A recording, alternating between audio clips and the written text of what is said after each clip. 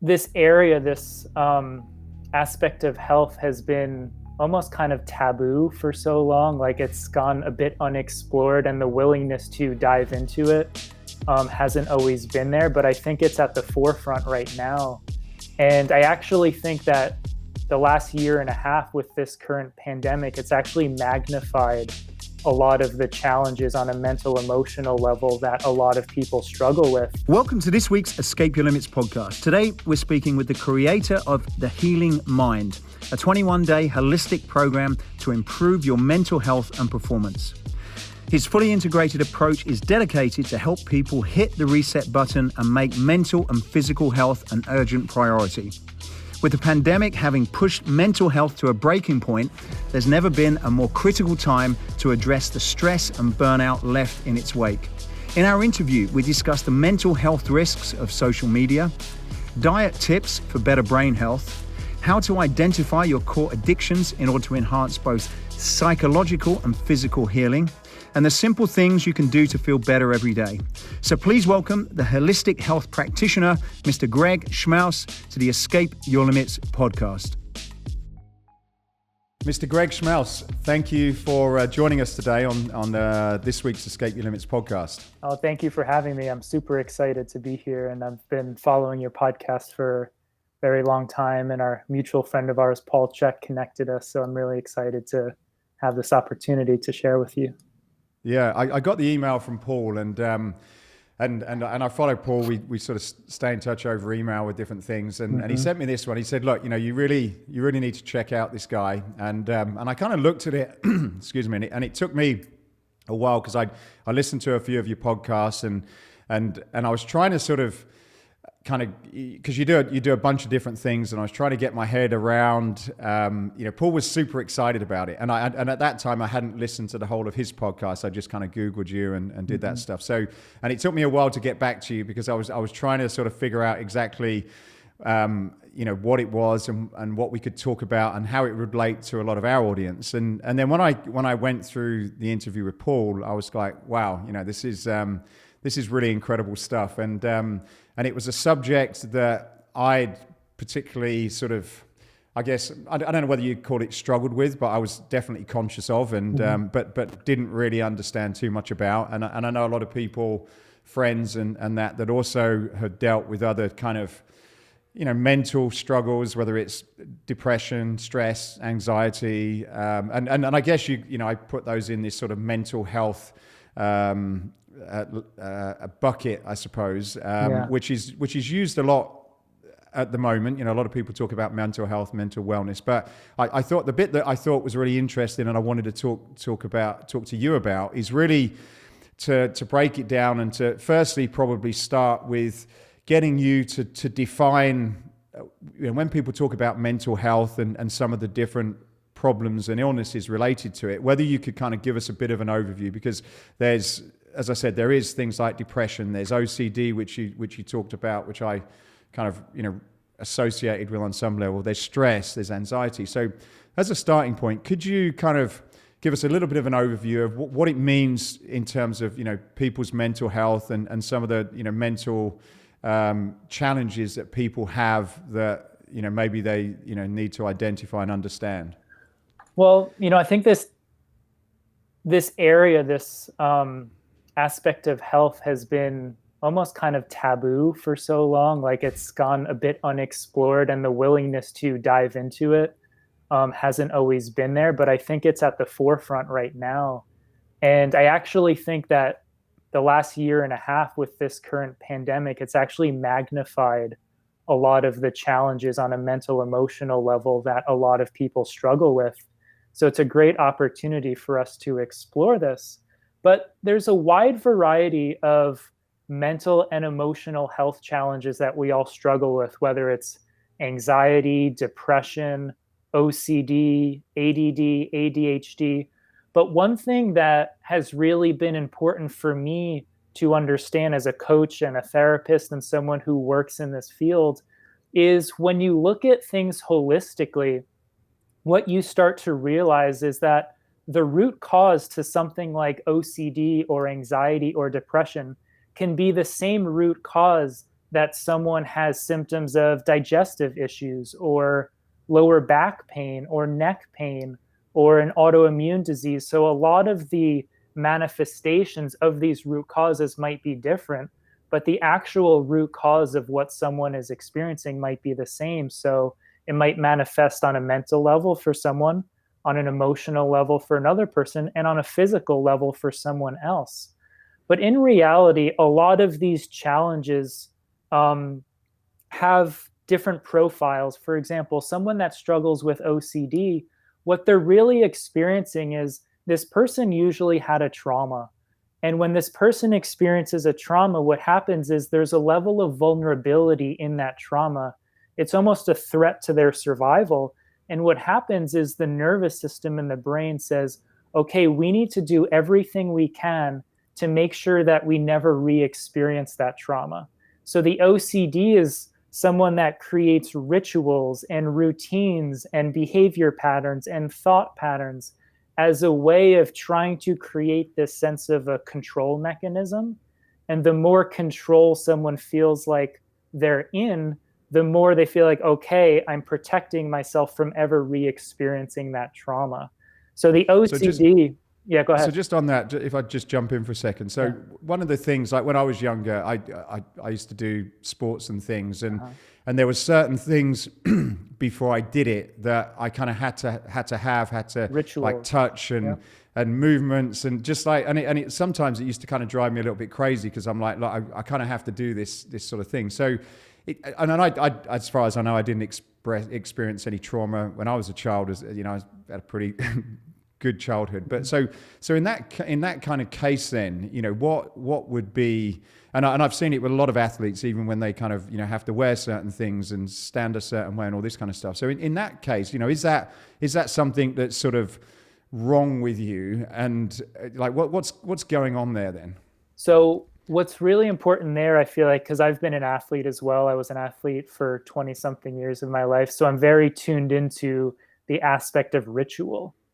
And I think there's a light and a shadow side to everything.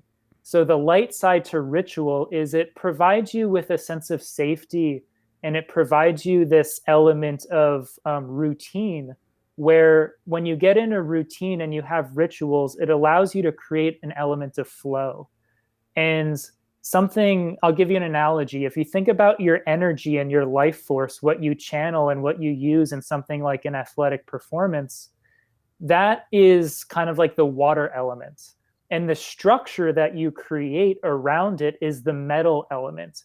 If you think about a pipe, the flow of water is directed by the metal element, which is the pipe, which directs the flow of water. So if you don't have enough structure in your life, if you don't have routines and rituals, you actually don't have enough structure to channel your energy in a certain direction. So you become fragmented. So there's a healthy level of routine and ritual, but where it gets us into trouble is when structure becomes rigidity. When structure becomes rigidity, then it becomes a lack of freedom. That's where the OCD kicks on gear, is when we start to experience a lack of freedom. And usually that's out of some sort of fear. And it's interesting how the brain works and how the neurons in our brain, and we have this kind of this firing and wiring together in the brain. And what happens is we do something and we get a certain outcome. So the brain kind of downloads that as, okay, if we do this, we get that. If we do A, we get B. If we do X and Y, we get Z. So it creates these networks of, okay, this equals that, cause and effect. And a lot of times that can create a lot of limitation, because if there's a fear of something going wrong, or there's some sort of avoidance mechanism of, I don't want this to happen, or I'm afraid of that happening, then we're going to get trapped in routines and rituals as an avoidance mechanism, not a performance enhancement mechanism. So a big thing there for me is the structure versus rigidity, and the light side of routines and rituals, which is directing the flow of your energy.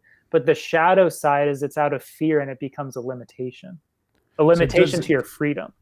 Yeah. So is there a danger or of that progressing from something that does give you structure? So it's like, okay, I'm in a very, I suppose it comes from a level of being uncertain, like, what's going to happen next. So this gives you a sense of certainty, which as long as it's under control and healthy is good. But can that easily sort of progress to something more? And how would you sort of How would you manage to gauge keep that? that into control? Yeah. Yeah, the way to gauge that for me is I always ask myself, is this adding to my life and giving me, is this enhancing my life, or is this limiting my sense of freedom in my life? For example, when I experienced a lot of OCD, I would have these rituals and these routines that I would have to go through in the morning and the evening. So something, for example, like traveling, going on vacation where you're stepping into an environment that's different, you're stepping into the unknown. If that's creating a lot of anxiety and a lot of stress, then you are aware that, okay, my rituals and my routines is limiting my sense of freedom, and it's limiting my sense of adaptability and flexibility in terms of navigating different environments. So that's one element.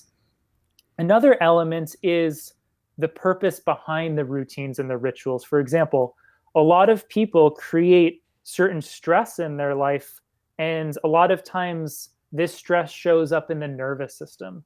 A lot of people mismanage their diet, mismanage their lifestyle, mismanage their relationships, mismanage their work, over or under exercise. It creates a stress response inside of them. It creates a fight or flight response in the nervous system.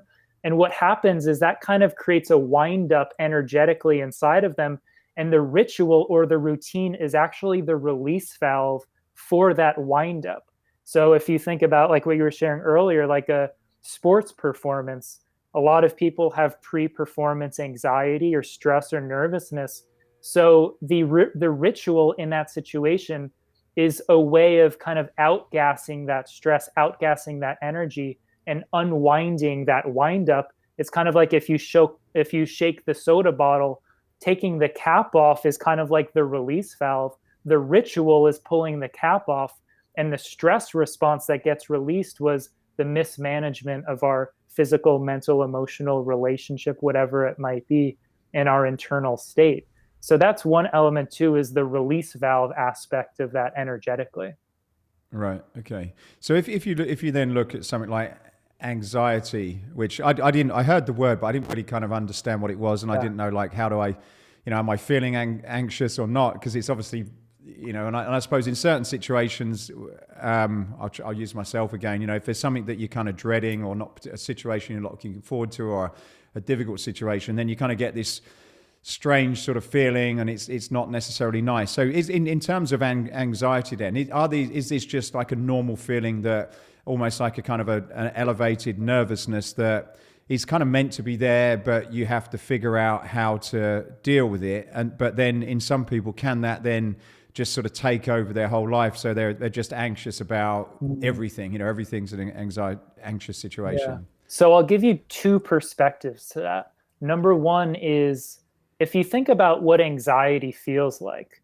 For example, before this show, I was experiencing some, pre-podcast anxiety, and what I was feeling was some butterflies in my stomach. My heart was beating a little bit faster. I had some my palms were sweating a little bit. I had some tingliness, and that felt like I associated that with anxiety. I labeled that, the story inside of my mind was, this is anxiety. So we equate that as a negative thing.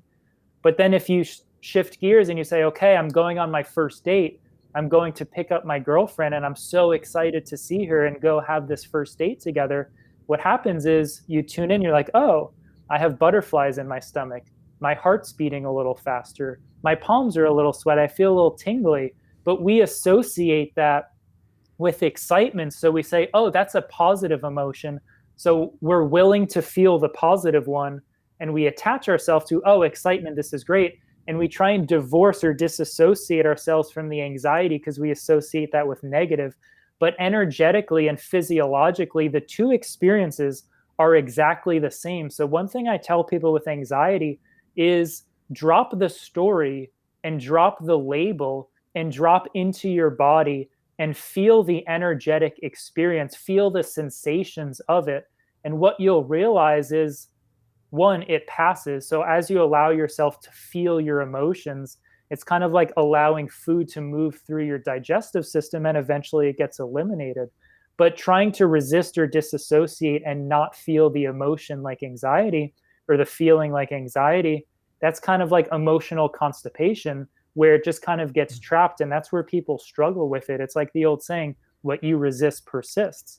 So that's one thing, is drop the story, drop the label, and drop into your body and allow yourself to experience the energetic and physiological experience of it.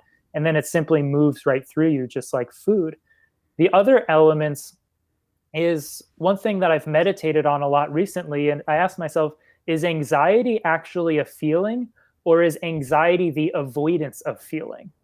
A lot of times people are anxious because there's feelings and emotions underneath the anxiety that they don't want to experience. So the experience of anxiety is almost like you trying to jump outside of yourself, which is never going to happen because you're in this body in this lifetime. So the experience of anxiety is not necessarily a feeling. The experience of anxiety is the avoidance of feeling. That's interesting. Yeah. Because sometimes if I get the two, and I kind of get where you're going there. And I suppose sometimes if you are anxious about a situation, then, in some cases that can also go into maybe like anger, which would you say that is kind of anger that you're feeling like this about something that making yourself feel bad unnecessarily? Is that probably a bad thing for you to feel? And like you say, you should just probably say, look, just deal with the feeling and realize that it's just a feeling, and we get angry that we're feeling this way. Yeah, like angry that you're feeling this way about a situation, that you're kind of allowing that situation to even make you feel uncomfortable in some sort of way as well, like more in the negative side. And to me, that's a lot of the root of that is a lot of cultural and societal programming. So what happens for example, as a child, a newborn baby, they're born in a state of oneness. They're born in a state of wholeness. There's no differentiation of good or bad, or right or wrong, or positive emotions and negative emotions. When a baby wants to laugh, it laughs. When a baby wants to cry, it cries. It's fully in oneness with all experience. And then as we go through our childhood, and parents and teachers and coaches and mentors and priests and rabbis, we're in download mode. So we're downloading from the outer environment. Okay, this is good, this is bad. Anger, that's bad. Anxiety, that's bad. Excitement, that's good. Happiness, that's good. Sadness, that's bad. So we start polarizing our experience into these two categories of positive and negative.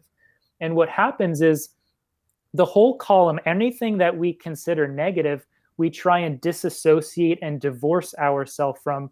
And everything we consider positive, we try and attach ourselves to. And that's the root of a lot of suffering. So one thing that I share with people is we want to practice sitting in the middle, where we're willing to feel anything that we consider bad, and we're actually willing to feel everything we consider good, but we're not attached to either or. So you're kind of in the middle of the experience, open to the negative, open to the positive, and you actually get behind those polarities. So for me, the anger about feeling anxiety, or to me, that feels less like anger. It actually feels more like shame. Like we're ashamed of feeling anxious about this, or we're ashamed of feeling X, Y, and Z. And to me, that's a lot of the societal programming of us polarizing our internal experience of this is a good emotion, this is a bad one, this is a good thought, this is a bad one. And that's the source of a lot of mental health challenges and a lot of suffering. Thank you for supporting the Escape Your Limits podcast. If you're thinking about creating a unique and engaging fitness space to take your fitness to the next level, then we have you covered. Escape Fitness design and manufacture some of the most innovative, attractive, and durable functional training and free weight equipment used by many of the best trainers and fitness brands across the globe. As a valued listener, we are offering you a 10% discount off many of the products on our website. You can check out the full range by going to escapefitness.com and use the code dumbbell. That's escapefitness.com using the code dumbbell. That's it from me. Please enjoy the rest of this interview. So what about depression, like people can use it in kind of a very like, oh, I'm depressed, a sort of, maybe they just had a bad time. But then, people are also seriously, and I guess they call clinically depressed. And my guess is there's a scale, and it probably starts, relatively small and can get quite serious. So how do you know, how do you understand if you are actually depressed? What are the different levels, and how would you go about if you're sort of entering in the middle? What would you, how could you define if that is what's going on with you from a first step? Because I guess if you have got any kind of challenge, the first thing is to kind of understand, I suppose, where you are. So what would you say about that, Greg? Yeah, so I'll share a couple of perspectives when it comes to depression. Number one is I see depression as an experience of disempowerment. And if you think about personal power as kind of like the currency of the human experience, and we feel very wealthy internally when we feel empowered in ourselves, and we feel really disempowered when we feel depressed, or we feel depressed when we feel really disempowered. So for me, whenever I've experienced or worked with depression, the first thing I look at is, where are we disempowering ourselves? Where are we giving our power away? And that's where, for me, the study of archetypes are absolutely essential. And we have 4 survival archetypes that we all have. We all play out on certain levels. And these 4 survival archetypes are our relationship with power. These 4 are the victim, the saboteur, the child, and the prostitute. So the victim is where we feel victimized, where we feel powerless, where we feel defeated, where we might feel sorry for ourselves, where we might shut down, where we might play the blame game, but where we feel like a victim in our lives, as though life is happening to us rather than for us. The next is the saboteur, where we're self-sabotaging all the time, whether it's in our health, in our relationships, financially, in our work. So anytime we're self-sabotaging, we're disempowering ourselves. Anytime we're playing the child archetype, where we're looking for other people to take care of us because we haven't learned how to take full responsibility for ourselves, or we're always comparing ourselves to others. The child archetype is always playing the comparison game. It's also playing the approval game. So anytime we're in the child archetype, we're disempowered. And finally, the prostitute archetype is where we compromise ourselves, where we negotiate ourselves, where we lack full alignment and congruency in ourselves and our values, where we allow ourselves to be taken advantage of. So all of these archetypes, these 4 survival archetypes, are our relationship with power. And the more we play these archetypes out, the more we give our power away, and our internal currency of personal power gets lower and lower and lower. And we start closing down and closing down and closing down, and we go into a depression. So for me, healing depression is all about reclaiming the power, healing the victim archetype, healing where we're self-sabotaging, healing the child archetype, and healing the prostitute archetype. Those 4 are absolutely essential, because in reality, for me, whenever I've experienced depression or worked with it in my coaching practice, a lot of it is also, there's some element of self-betrayal. There's some part of us that knows we're betraying ourselves on some level, but it's still quite unconscious. So we experience it as depression, but not realizing that there's a lot of division. And a lot of that, for me, relates to what's called the story gap.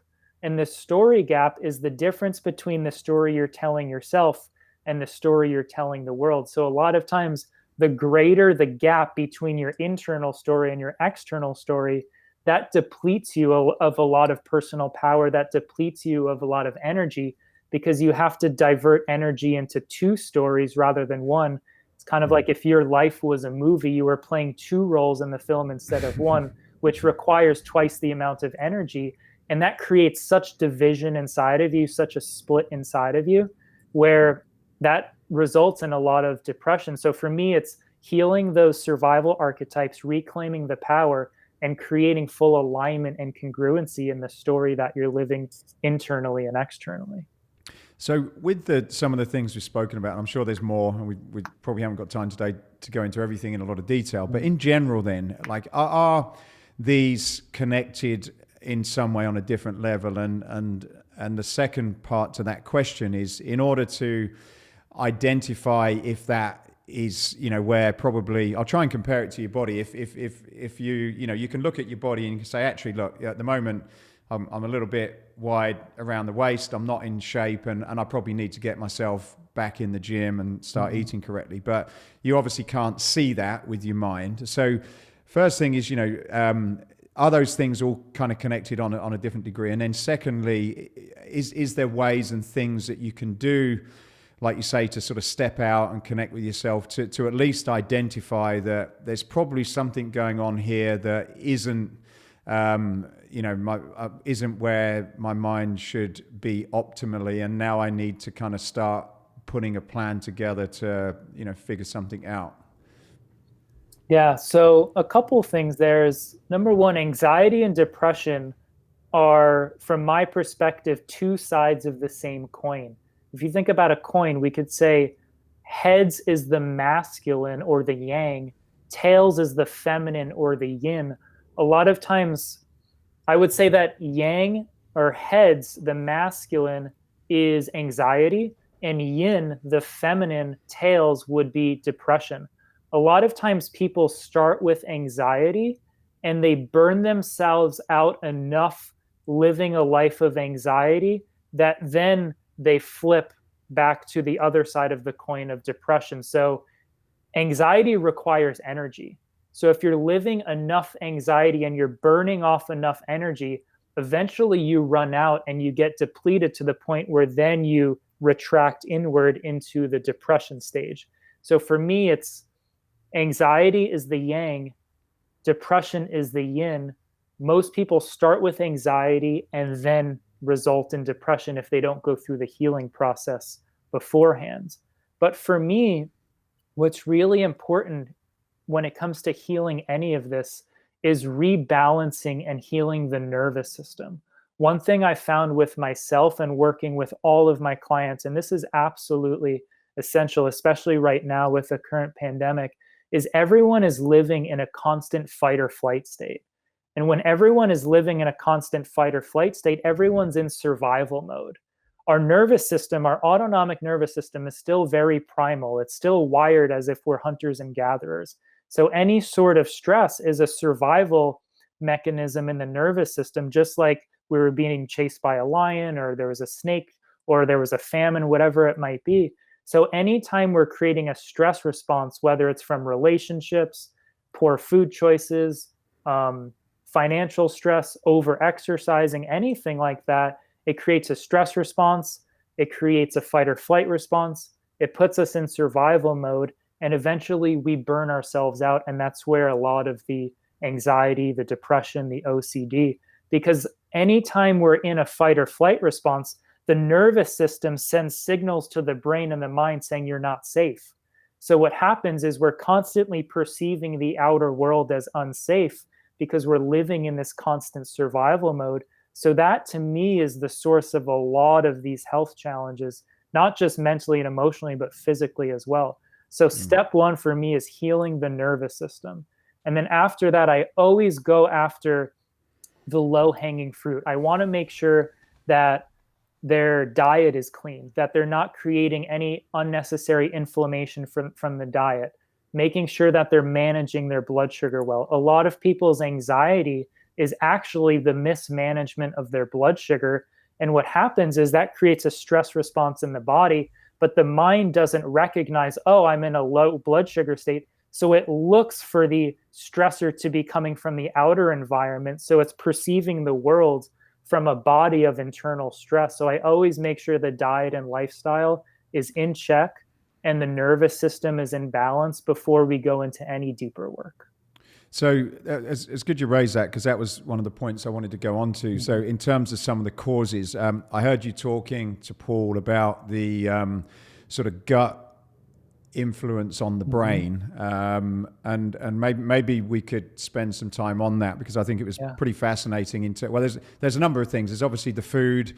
There's certain drugs and medication that people are on that can affect it. So yeah, tell us a little bit about how much of an influence that your gut and your food has on your mental health, and some of the things to probably be aware of or be conscious of, and to look out of that could be probably making things a little bit worse if you're going through a tough time. Absolutely. So a couple of ways. Number one, anytime we're eating foods that cause any inflammation in the gut, that creates what's called gut permeability or leaky gut, where we get a lot of undigested food particles that make it into the bloodstream and general circulation, which heightens the immune response. And anytime we have permeability in the gut lining and the gut barrier, we usually have a breakdown in the blood-brain barrier. The two often mirror each other. And that creates a lot of neural inflammation, which is the source of a lot of depression. Even a lot of children on the spectrum, they have a disrupted gut microbiome, gut permeability issues, and a leaky blood-brain barrier. So even things like autism and things like that, a lot of that can be rooted in the gut and the immune response to inflammatory foods. So we want to pay attention to the permeability of the gut lining and the blood-brain barrier, where that's causing gut inflammation and neural inflammation being the source of a lot of these mental health challenges. Also, anytime we disrupt the gut microbiome, cause dysbiosis or any overgrowth of any fungal or parasite infections, what happens is that creates a lot of disruption in our neurotransmitter production. Remember, 80% of our serotonin is not actually made in the brain, it's made in the gut by our gut bacteria. So a lot of people know that most of the medications used for a lot of these mental health challenges are SSRIs, which work on the serotonin levels in the brain. But a lot of people don't realize that 80% of your serotonin is made by your gut bacteria. So your neurotransmitter and hormone production is going to be disrupted if your gut microbiome is out of balance. So we really want to make sure the gut is clean, the microbiome's in balance, there's no underlying fungal or parasite overgrowth. And then the next thing, something that I experience, which is a little bit more subtle, is anytime we disrupt the biochemistry in the body, we create a lot of discomfort and a lot of sensations and feelings in the body that we don't want to experience. The body becomes somewhat uncomfortable to reside in. And if you think about thinking as the language of the mind and feeling as the language of the body, these are complementary opposites. So the more we think, the less we feel. The more we start to quiet the mind, we start feeling more again. So if there's feelings and sensations in the body that we don't want to experience because it's unhealthy, we're actually going to use the mind to avoid the body. We're going to use the language of thought to numb out the language of feeling because they're complementary opposites. So a lot of people, when their body gets unhealthy enough, what happens is people try and live from the neck up because everything from the neck down is really unhealthy and uncomfortable to reside in. So that's a little bit more of a subtle aspect that I experienced a lot in my past. And something I'm very sensitive to is when the mind is actually overactive because it's doing its best to numb out an unhealthy body that's uncomfortable to reside in. Right. One of the things I heard you talk about, which I found fascinating for myself, who used to probably be under a lot of, I traveled a lot and was kind of pretty much for several years felt as I was in some sort of sense of jet lag, either trying to recover from a trip or plan another one. And you mentioned about fatigue and how if your body's in a fatigue state, you actually get this this buzz from or boost of energy from conflict. And I always wondered, sometimes I'd kind of I'd come off from the airport and I'd have this sort of road rage or get angry with people who weren't serving me my coffee quick enough or whatever.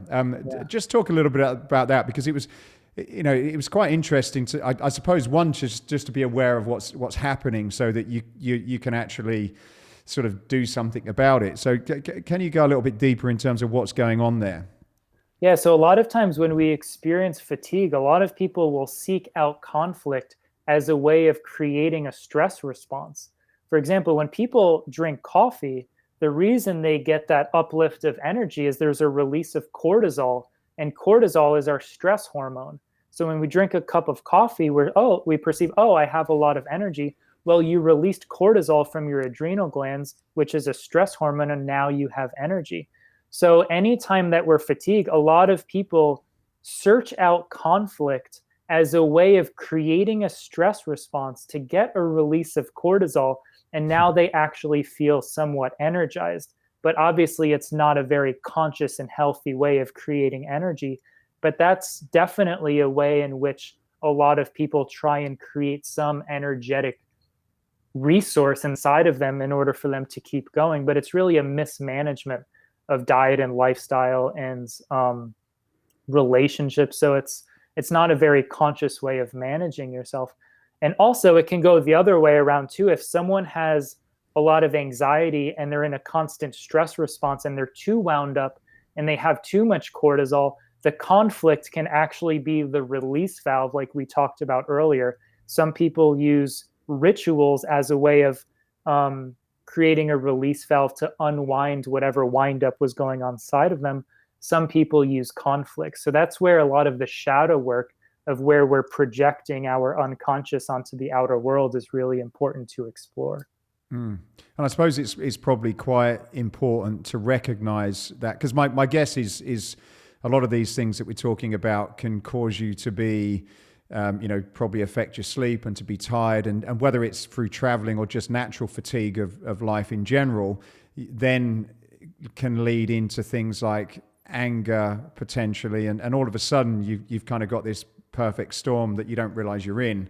So I suppose, at least being conscious of probably, when you're tired, here's some of the things that can happen just to probably help put the brakes on, I suppose is useful.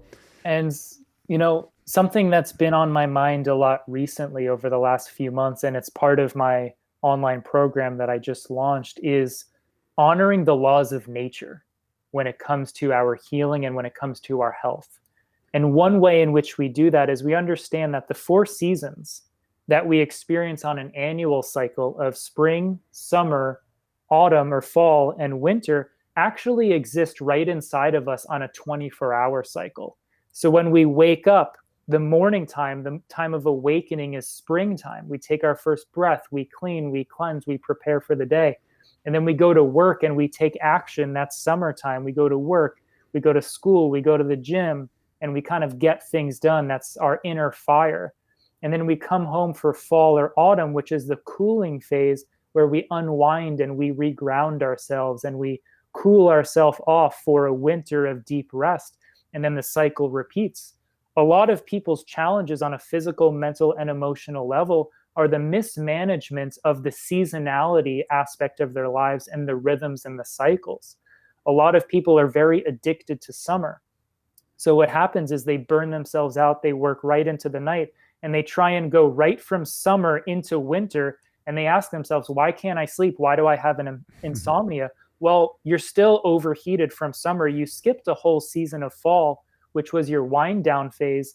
And now that's the source of a lot of addiction, trying to get themselves to go to sleep artificially. But in reality, they skipped a whole season. Then they wake up from winter and they jump right into summer. They don't have the morning routine and ritual of spring to prepare themselves for the day. So they're unproductive. They're very reactive. They're not responsive. So a lot of it is honoring the seasonality aspect of our lives too. Yeah, I like that way of thinking about it, because it's true. Sometimes you suddenly want to, I need to accelerate into that sleep mode, and I want to accelerate into that wake mode. You're always, like you say, the way you describe it is you're kind of skipping a season to sort of be in those, summertime forever kind of thing. Yeah, I remember I was in a class with Paul Chek at one of the Chek Institute trainings, and there was this student that had a lot of reoccurring injuries. And I remember him asking a question about, the root cause and what might be going on. And I remember Paul saying once something along the lines of, you've been in summer for the last 5 years, you have 5 winters to pay back. And the injury or the illness is the body forcing you to slow down to rebalance the laws of nature and the seasonality aspect of your life. And the over addiction to summer is really what's creating a lot of burnout. And also, if you think about the number one drug sold in the world are anti-inflammatories. What is inflammation? It's too much heat, it's too much fire, it's too much addiction to summer and not an honoring of the winter to balance out that polarity. So to me, a lot of the inflammation and the chronic disease, which is rooted in inflammation, is really our culture's addiction to summer. Yeah, that's very interesting. Yeah. One of the things I was keen to talk about is social media, because there's definitely this, from what I understand from you, also plays a key part in different chemicals that are being created, and you know, can also help or can also make things a little bit worse. So talk to us a little bit about that. You know, what have you learned? What are some of the lessons that we can take away from it, and how can we probably manage that as it relates to our mental health? Yeah, a couple things there is, number one, the screen exposure, the social media, all of that has a huge effect on our neurotransmitter production. So a lot of times we get addicted to these devices and the Instagram and the Twitter and Facebook, because anytime we go and check, we get a dopamine hit. And we're constantly addicted and we're constantly seeking out that dopamine response. But the more and more we overexpose ourselves to those things, the higher threshold of stimulation we need to get that response, just like a drug addict. So it creates a lot of depletion in our neurotransmitters. And personally, I think it's a huge source of a lot of bipolar tendencies. When we're constantly stimulated by all of this technology and all of these screens, we're kind of in this heightened high state. And then when we're not exposed and we're not getting that influx of stimulation coming in, there's this rebounding effect and there's a low. So I feel like there's this bipolar mechanism that's being triggered as a result of all of this screen exposure, social media, the neurotransmitter depletion. And then also, I think it's really created an opportunity for us to disassociate from the parts of ourselves that we don't want to experience. For example, anytime we feel uncomfortable emotions rising up in us, it's very easy for us to take our attention and awareness and externalize it into something outside of us to avoid what's going on inside of us. And you see this in little ways, like, for example, if you go to the barber shop or the salon and you're sitting in the waiting room and a lot of people are sitting there and you're just sitting there staring off. Eventually you start to feel uncomfortable, like you're not engaged in anything. So you pick up your phone and you start doing stuff on your phone. You're like, I have no idea what I'm doing. But in reality, you're using the device as a way of avoiding an emotional experience of discomfort inside of you that you don't want to feel. So we really use a lot of these technologies to numb out the emotional parts of ourselves that we don't want to experience.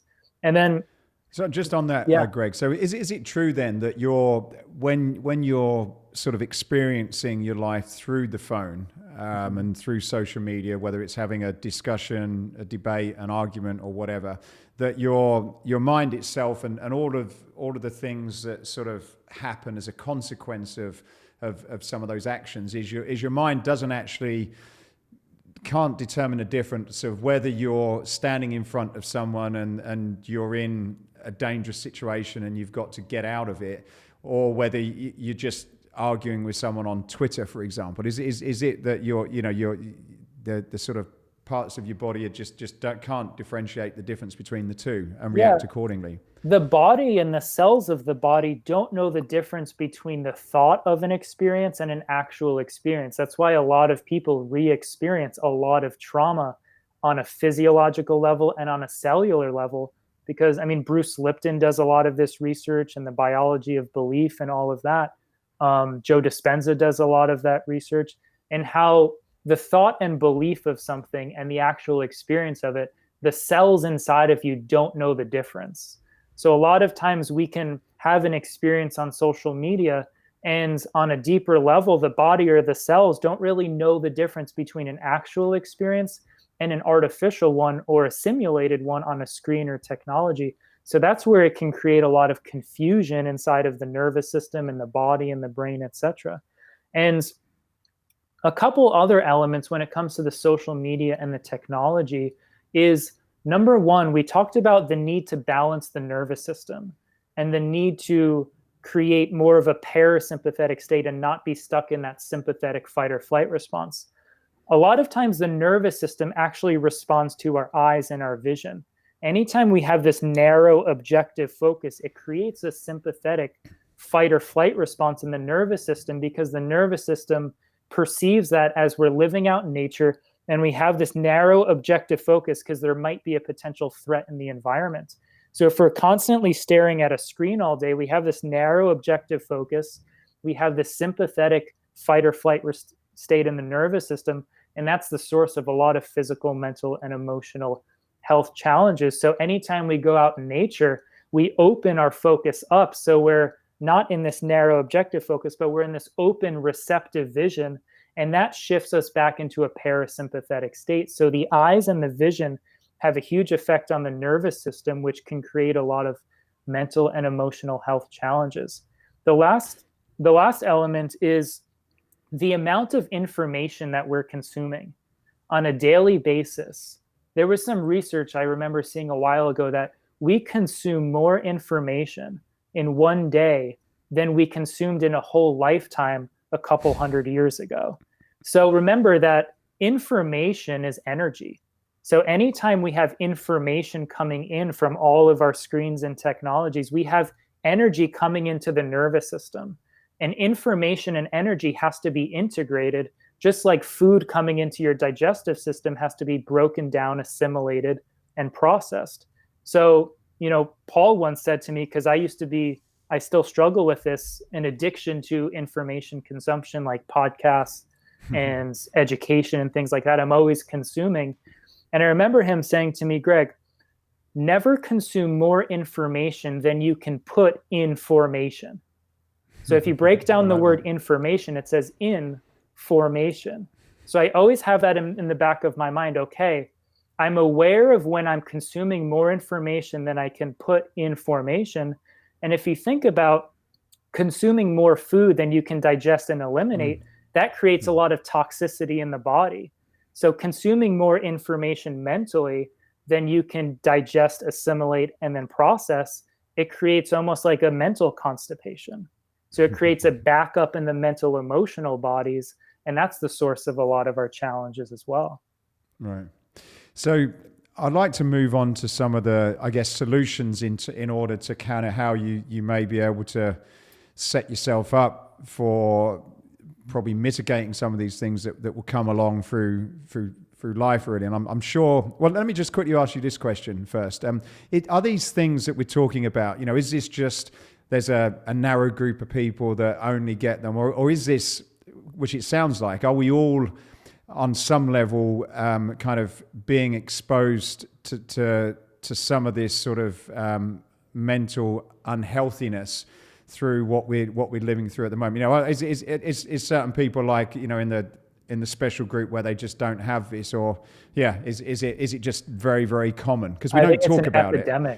I think it's an epidemic right now. I would say in terms of mental, emotional health challenges, like even just anxiety or stress, depression, OCD type patterns, ADHD, ADD, I would say my guess is between 80 and 90% of people these days are struggling with some form of that. And that's for a wide variety of reasons. It's poor food quality, it's nutrient deficiencies, it's poor sleep, it's poor breathing patterns. No one knows how to breathe nowadays. I could probably count on one hand the amount of clients I've seen with a normal diaphragmatic breathing pattern. A lot of the toxicity in the environments. All of the heavy metals, all of these things contribute to the challenges that we're talking about today. So it's a very high number. It's probably 80 to 90%. It doesn't surprise me when you get, like, when I started to prepare for this, it's like, look, this doesn't surprise me. However, it's kind of, I don't know, there's something about it where it's like, look, even when I did this podcast, I'm kind of like, is this something I should be talking about? Is it a bit too kind of like, strange, but it's so common, but I just wonder, kind of like, as we're all sort of dealing with it, it's not the sort of thing that you go and chat to your mates about, that your mental health's not particularly good at the moment. It seems to be a very uncomfortable thing to bring up in any sort of conversation with people, almost like a sign of weakness or something that very private thing that you hide. But I suppose it's also one of those things that when you do talk about it, it actually is part of making you feel a little bit better from it. And particularly for guys, when guys don't I don't talk about this with anyone really, even if I'm not particularly feeling good. But when you do actually talk about it and explore, and you realize, oh yeah, you get that as well, and you can kind of laugh about it and sort of get over it a little bit quicker. So what are your thoughts on that? Is that a similar experience to what you see? Because you've obviously got a whole program and you work with people. Yeah, it's interesting. What comes to mind is, so just yesterday, I was doing an Instagram live with a friend of mine, Mike Salemi, and we were talking about this idea of physical and mental performance. And what I actually see is I see a culture and a society that's so performance-based. It's so performance-driven. And before I did that Instagram live with Mike, I was meditating on this word performance. And I realized that whenever we're trying to perform, we're actually not being ourselves. If you think about when an actor or an actress is giving a performance on stage, they're playing a role other than themselves. They're trying to convince the audience that they are something other than themselves. So for me, the act of trying to perform is actually what creates a lot of stress and anxiety. So one thing I did when I started the Instagram live, and Mike asked how I was doing, I said, I'm feeling really nervous and anxious. And all of a sudden, just by sharing that, I was no longer nervous and anxious because I wasn't trying to perform, I was connecting.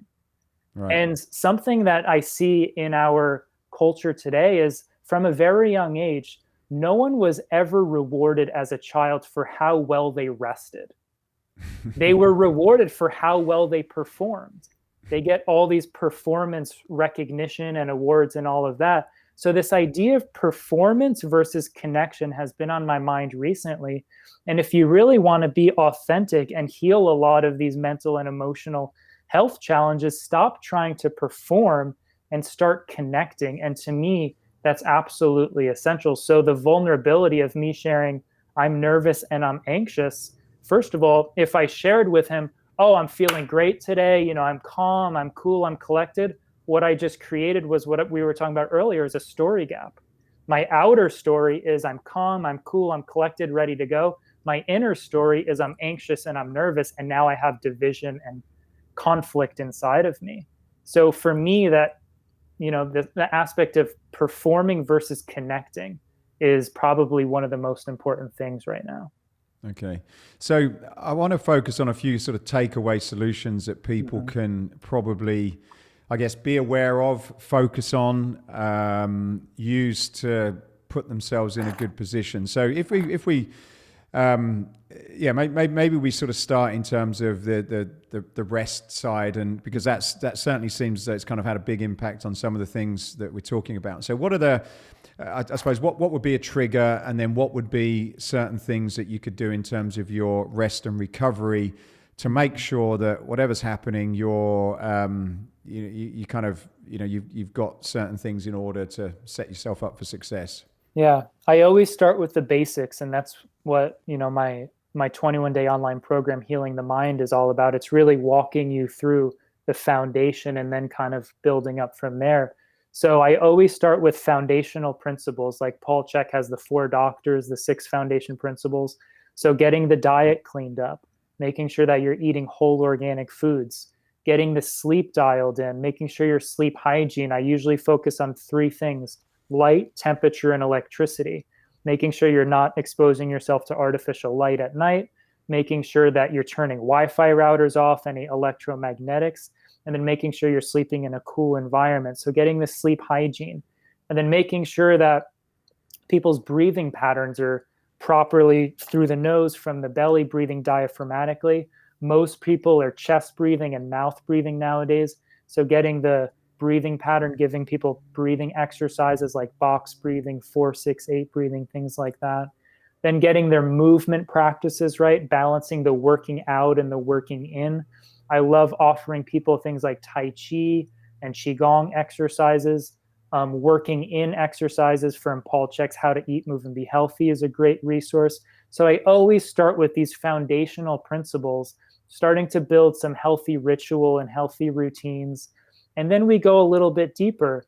And week 2 of my program, we go into healing some of our core archetypes, healing our core addictions, exploring the shadow and the inner child. A lot of times people's mental and emotional health challenges are actually aspects of the inner child and the wounded child that are reaching out, trying to get our attention. And these are often the parts of ourselves that have been neglected. And a lot of the anxiety and the depression and the OCD, a lot of that is the inner child wanting to be called forth and be healed. So we do a lot of that work in my online program. And then from there, we transition into the integration process, which is week 3. And we do a lot of the integration work from the healing work that we did from the first 2 weeks. We start to live more in harmony with nature. We balance, like we talked about, the seasons and the elements and the rhythms and all of that. So I really try and take a holistic approach. And one thing that's really important to remember is something I started with earlier in our chat together, which is the root causes of people's mental, emotional health challenges could be the same root cause of someone's back pain, shoulder pain, neck pain, or digestive challenges. So the healing work that needs to be done, no matter what the symptoms are usually a lot of the same core root challenges. So that's really where a holistic approach is necessary, knowing that everything affects everything and the symptoms just manifest in different ways for each individual. Right. I'm going to get you to talk about your workshop in a moment. I just got a question in terms of is this something that you're able to help yourself? So if you are going through this, is it a case of, look, you need to go and get some help externally, or by doing some of the things that you've spoken about here, which is your sleep, your food, your exercise, your breathing, are those things going to get you quite far in most cases? I'm not saying you shouldn't do your program, because I think it's awesome, and I'm certainly going to look into it. But just in general, do we have the ability to kind of recognize and figure some of this out ourselves? Yeah. So I would say 70 to 80% of the time, if people dial in the basic foundational principles, they experience tremendous healing. Because the starting point that most people are starting from, there's a lot of low-hanging fruit to go after, whether it's diet, sleep, breathing, movement, meditation, even simple practices like journaling, getting to bed on time, spending more time out in nature, less time on screens. A lot of that stuff is such low-hanging fruit. But one thing that I think is really important, and once again, I see a lot of this in the pandemic and in our culture right now, is we have this addiction to complexity. And we create this illusion that a complex problem needs a complex solution. And with that illusion, we overlook the basics. We overlook the power of simplicity, of a clean diet, of good sleep, of good breathing, quality movement, meditation, quality relationships, spending time out in nature. So it's so important that we not put the cart before the horse, and we dial in the simplicity before we move on to complexity. The one caveat there is when people have some trauma or they have some deep wounding that are still unresolved, a lot of those people are not willing to do the basics. And for example, if someone has a lot of childhood wounds with their parents, and their parents were overly controlling, always telling them what to do, they never experienced any element of freedom. They experienced a lot of oppression and control and abuse. And they hire me as a coach. If I say, look, we need to clean up your diet and get to bed on time, all of a sudden they see me as mom and dad trying to control them. Right. So they project the mother and father archetype onto me, which triggers their inner child and their inner rebel. And they say, I'm not doing that. But what's really happening is the child inside of them doesn't want to feel controlled again. So that's where we have to work backwards. We have to do the inner work first to then clear the path for them to do the basic stuff to keep them healthy and the basic, healthy lifestyle practices. So sometimes you do have to work backwards if there's some deep wounding, and that's creating that self-sabotage and that saboteur archetype. Mm.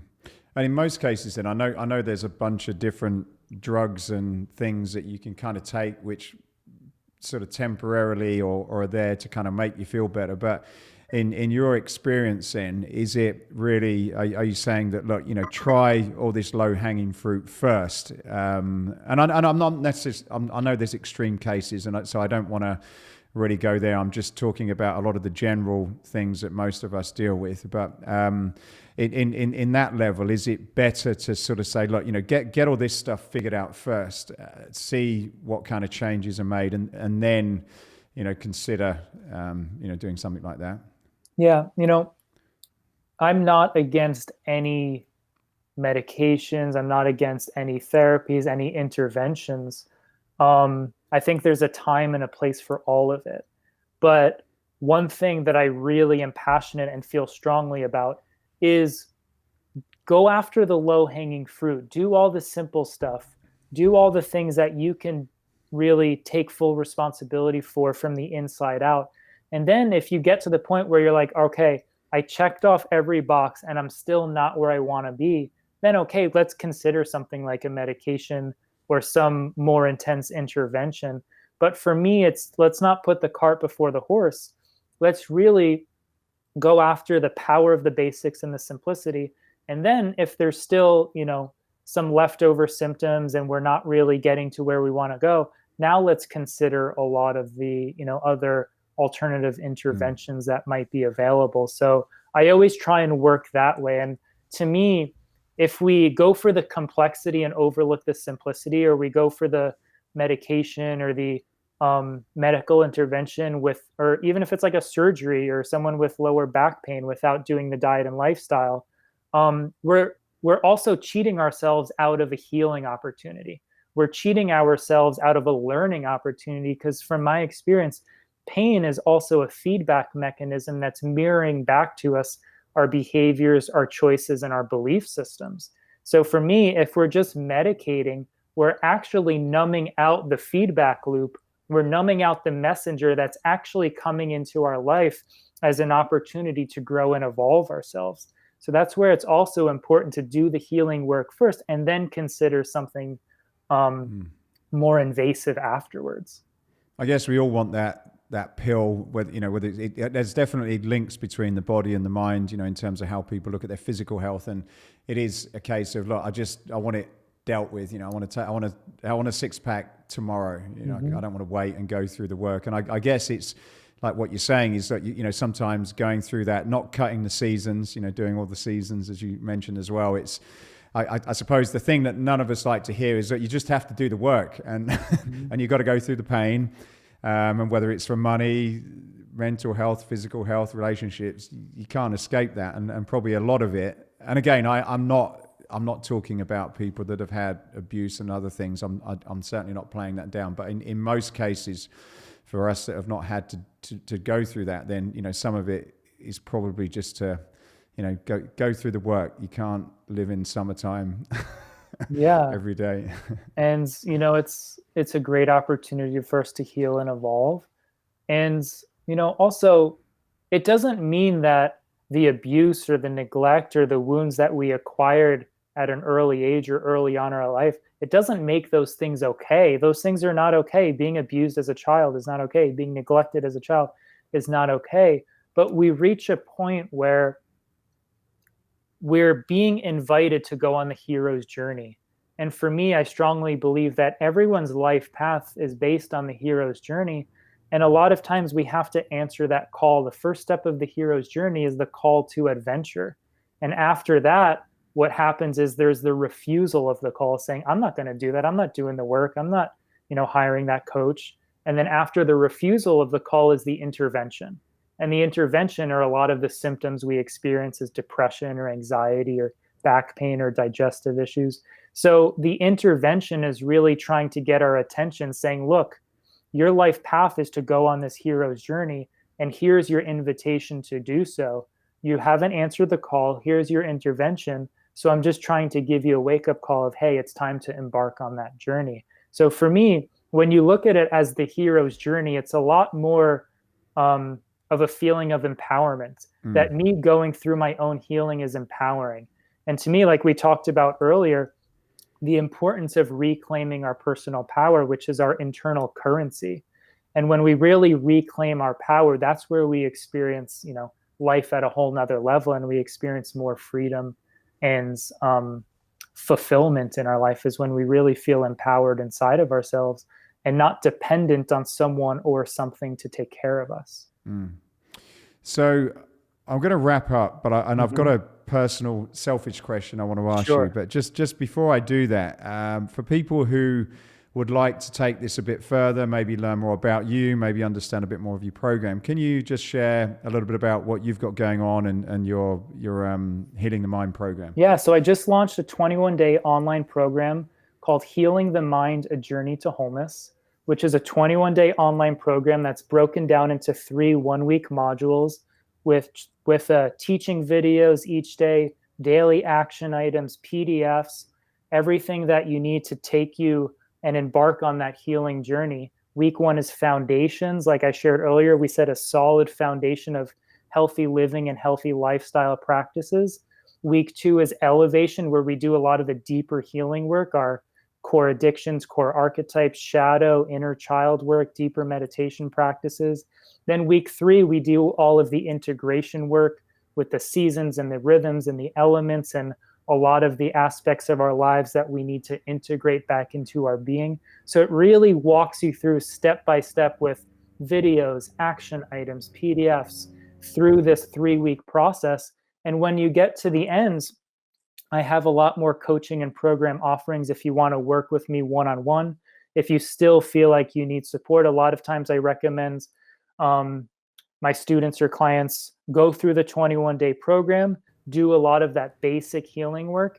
And then if you still feel like you need support, then we can do some deeper, more individualized coaching and healing work together, live, in person, or remotely. So if your listeners are interested in enrolling in that program, they can go to healing4D, that's the number 4D.com/HTM, which stands for Healing the Mind, healing4D.com/HTM. And if they use the code ESCAPE20, they can get 20% off to enroll in the program today. And if they want to contact me and explore some of my other one-on-one coaching and program offerings, they can go to healing4D.com/call, where they can set up a consult with me and we can explore that together. Excellent. Brilliant. And we'll put that in the show notes and on our YouTube channel so people can find that out as well. So look, in order to prevent getting to the stage I'm talking about, there's probably other things that me and most people can do to sort of prevent you getting into a situation that is not where you want to be. But I suppose when you're kind of in the middle of it and you probably, you are maybe fatigued and you've got this sort of this obsessive thinking where you're probably overthinking stuff, which is then in turn that probably things that you don't really want to be obsessing about, but it's not necessarily making you feel great. Are there any sort of tips or things that you can do? Whether that, and for me, sometimes it's like you worry about business or whatever, and in the middle of a night, and you're kind of waking up it's not, it's not where you want to be. But are there any things that you can do in terms of that thought to prevent those thoughts that are not necessarily good and to change them to some things that are probably going to help you deal with whatever you've got to deal with? So a couple things. There's number one, to understand why we have a lot of the obsessive compulsive thoughts and a lot of the negative thoughts and the stressful thoughts is it's important to understand the purpose of the mind is really survival. And the mind, I see it as kind of like a watchdog. And that watchdog is always looking out for any potential threats that might be a threat to our survival. I think of the mind as a watchdog, almost like it's kind of like sitting at the roof of the bed in your bedroom, looking out the window, overlooking your property. And anytime there's someone walking by, or it starts barking. And it's really just trying to protect your property. It's trying to protect you. And for me, the mind and its constant thought patterns, the thoughts are like the dog barking. It's actually looking out for your sense of safety, security, and survival. So the first thing is the acknowledgement that your mind's actually trying to protect you and trying to shut the mind up is like trying to, put that dog in a crate. It's just going to bark louder. So for me, what I started doing is I actually started relating to my mind like it was an untrained puppy that was looking out for my safety and security and was just barking at everything. So I said, okay, my puppy mind's my watchdog, his name's Buddy. And anytime that I would have these obsessive compulsive thoughts, I would be like, oh, thanks, Buddy. Thanks for looking out for me. But I want you to know that all is well, that we're safe, that, we're home, that we're whole. And I would just work with it like an untrained puppy. And rather than tell it to shut up or quiet down, I would actually give thanks to it. And as I give thanks to it, what happens is the watchdog, the puppy mind is like, okay, he heard me. I can quiet down now. Remember, what you resist persists. So if you're trying to push something away, it pushes back. So for me, the mental watchdog, give the puppy mind a name. When it starts going crazy, just listen to it, give thanks. Thanks for looking out for me. I appreciate it. And just kind of let it run its course.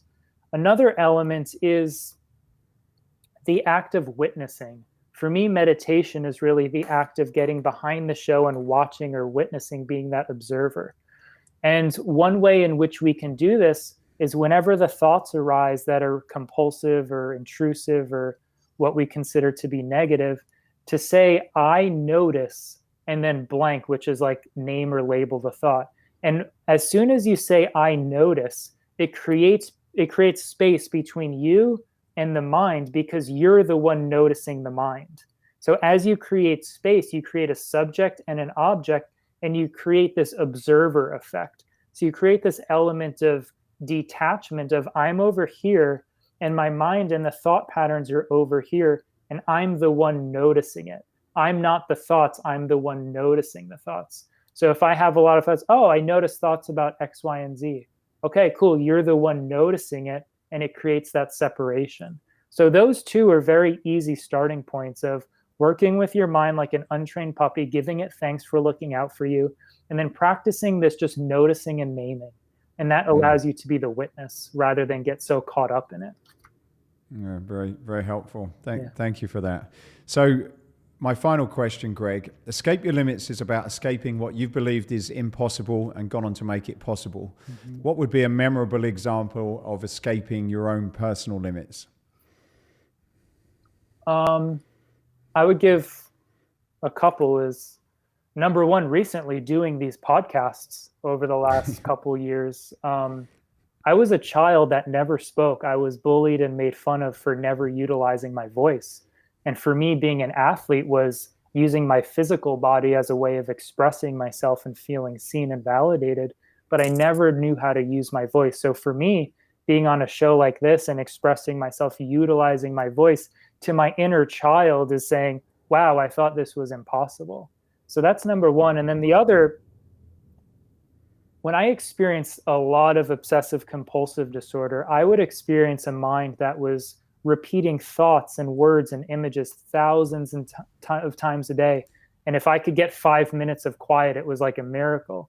And nowadays, I have times where I'll sit in meditation for up to an hour and I'm just in a place of stillness. And I just have this awareness of like, wow, I never thought that was possible. It's almost like you live 20 years with constant cloud cover. And all of a sudden you have this day where it's just clear blue skies. And you're like, I never thought I was going to see the sun again. So that's another experience that I have over and over again. And I'm like, wow, I didn't think that was possible. So those are the two that come to mind. Fantastic. Greg, I think the journey that you've gone through is, like I suppose you've gone through your winter, and it's certainly something I think now is really going to help a lot of people. And I suppose in some ways it's great that you went through that, because the impact you're having on many others. I think this has been really interesting for me, and I'm hopeful that it will be interesting to and beneficial to a lot of people. So thank you very much for your time. Best of luck for your program, and hope to see you in person at some point soon. Absolutely. Thank you so much for having me. I enjoyed it. Thank you. Hey, I hope you enjoyed this podcast. If you did, then please go over to iTunes and subscribe to the Escape Your Limits podcast. Leave a review, leave a comment. It really would help us a lot to continue to keep these going.